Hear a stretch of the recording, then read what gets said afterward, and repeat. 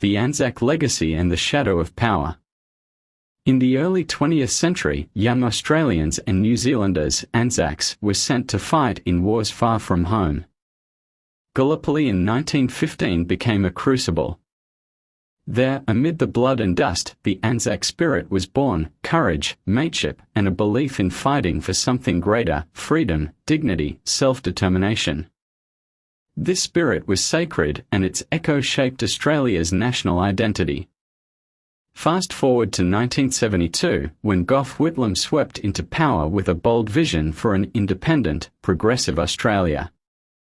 He ended conscription. He pulled Australian troops out of Vietnam. He championed Aboriginal land rights, free education, and universal healthcare. And crucially, he dared to challenge the grip of foreign powers over Australian soil and sovereignty. He wanted to nationalise Australia's resources and stood firm against foreign, mostly American and British, control. He questioned Pine Gap, the secretive US military base in the Northern Territory.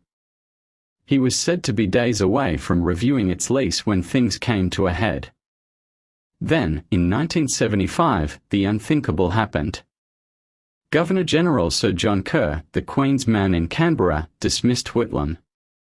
It was the only time in Australian history a sitting Prime Minister was removed without an election. Kerr acted on the advice of Liberal opposition leader Malcolm Fraser, who immediately took over as caretaker PM. The dismissal shocked the nation.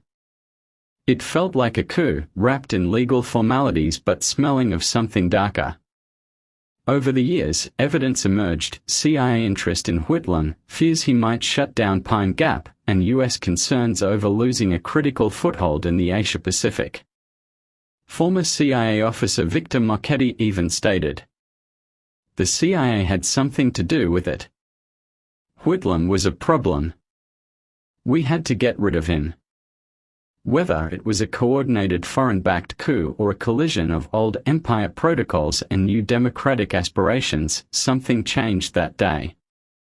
Many Australians began to question whether they truly ruled themselves, or whether their nation had become a vassal of global powers once again.